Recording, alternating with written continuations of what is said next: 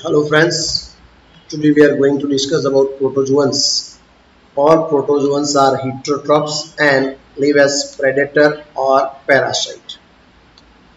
मतलब ये हर एक जो प्रोटोजोन्स है वो heterotrophs है और predators और parasite की तरह अपनी लाइफ गुजारते हैं. They are believed to be primitive relatives of animals. उनको एनिमल्स का primitive relatives माना जाता है. These are four major groups of protozoans. चार बड़े ग्रुप्स है जिसके बारे में हमें वन बाय वन डिस्कस करना है. One of them amoeboid protozoans. These organisms live in fresh water, sea water or moist soil. Amoeboid जो प्रोटोजोन्स है वो हमको देखने मिलेंगे मीठे पानी में, मतलब कि सी वाटर में, फ्रेश वाटर में और सी वाटर में और मॉइस्ट सॉइल में. ये क्या करेंगे? They move and capture air by putting out pseudopodia false fruit as in amoeba. Amoeba के अंदर हमने स्टैंडर्ड 10 में भी पढ़ा है कि अमीबा क्या करता है कि अमीबा के अंदर जो सूडोपोडिया होता है वो अपने शिकार को घेर लेते हैं, मतलब कवर करते हैं और उसके अंदर से वो न्यूट्रिशन लेते हैं. ओके, तो इस तरह से एमेबॉइड प्रोटोजोन्स हमें देखने मिलेंगे. और एक एग्जांपल हम लेंगे मरीन फॉर्म्स के अंदर silica cells on their surface. Silica cells on their surface के ऊपर सिलिका हो गया, सिलिका सेल्स होंगे. Some of them such as Entamoeba are parasite. और पैरासाइट का जो एग्जांपल है वो एंटामीबा है. एंटामीबा उसका एग्जांपल है. तो एमेबॉइड प्रोटोजोन्स के अंदर अगर पूछा जाए तो एक एग्जांपल अमीबा होगा, दूसरा एंटामीबा होगा. ओके दोस्तों, पता चल गया. इसके बारे में हम आगे बात करेंगे. नेक्स्ट है flagellated protozoans. The member of this group are either free living, मतलब ये फ्री लिविंग है या पैरासाइटिक है. दे हैव फ्लैजेला, उनके पास फ्लैजेला है. The parasitic form causes disease. ये पैरासाइटिक फॉर्म के अंदर डिजीज पैदा करते हैं. जो डिसीज है वो है स्लीपिंग सिकनेस. स्लीपिंग सिकनेस है जिसके एग्जाम्पल ये कौन से प्रोटोजोन्स है जो स्लीपिंग सिकनेस बनाते हैं, पैदा करते हैं. तो ट्राइपेनोसोमा, उसको याद रखना है. ट्राइपेनोसोमा जो है वो स्लीपिंग सिकनेस पैदा करते हैं, वो पैरासाइट है, फ्लैजेलेटेड प्रोटोजोन्स है. इसके बाद होगा सीलिएटेड प्रोटोजोन्स. सीलिएटेड प्रोटोजोन्स के अंदर बात करेंगे तो ये कहाँ पे हमें देखने मिलेंगे? तो ये एक्वेटिक है, actively moving organism because of the presence of thousands of सीलिया.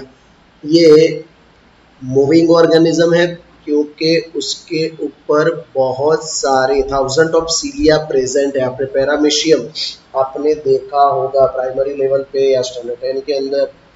Amoeba के बाद पैरामीशियम का भी क्वेश्चन था, तो वो आपने देखा होगा कि अमीबा जो पैरामीशियम है वो एक स्लीपर शेप का ऑर्गेनिज्म है. उसकी बॉडी के ऊपर थाउजेंड ऑफ सीलिया है, इसकी वजह से वो मूविंग ऑर्गेनिजम्स कहा जाता है. और मूविंग ऑर्गेनिजम्स है, साथ में उसके अंदर they have cavity gullet that opens to outside of the cell surface, मतलब कि सेल सरफेस के बाहर की तरफ वो खुलते हैं.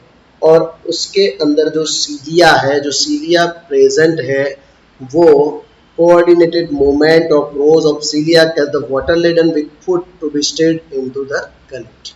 मतलब ये जो सीलिया है ये मूवमेंट करेंगे, उसकी वजह से जो फूड होगा वो पानी के साथ उसके गलेट के अंदर से निकलेगा और उसको फूड मतलब के मिल जाएगा.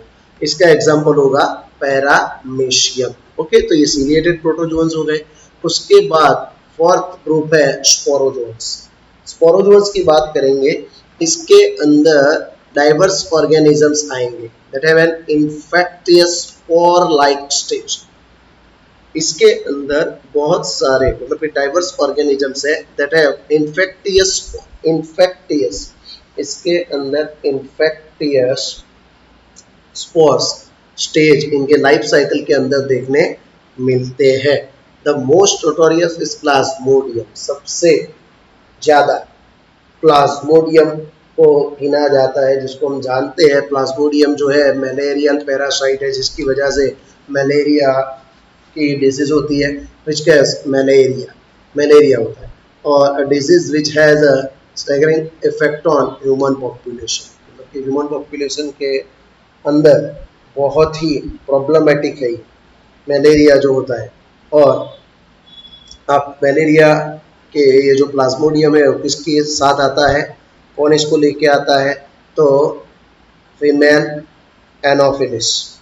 फीमेल एनोफिलिस मॉस्किटो जो है ये प्लाज्मोडियम को एक जगह से दूसरी जगह पे ले जाते हैं। तो एग्जाम्पल में स्पोरोजोअन्स का एग्जाम्पल याद रखना है। स्पोरोजोअन्स प्रोटोजोअन्स में क्या आएंगे, प्लाज्मोडियम आएंगे। तो ये सभी चीजें हमें याद रखनी है, खास करके इसके एग्जाम्पल्स। क्या करेंगे आप, एग्जाम्पल्स के लिए टेबल बना देना कि प्रोटोजोअन्स एक ए साइड में आप प्रोटोजोअन्स लिख देना, एमेबॉइड, फ्लैजेलेटेड, सिलिएटेड और स्पोरोजोअन्स, और उसके सामने बी साइड पे आप उनके एग्जाम्पल लिख लेना साथ में। तो ये मटेरियल भी हो जाएगा और आपको एग्जाम के टाइम पे रिवीजन में काम लगेगा। ओके दोस्तों, पता चल गया। तो ये हो गया हमारे प्रोटोजोअन्स के बारे में बात।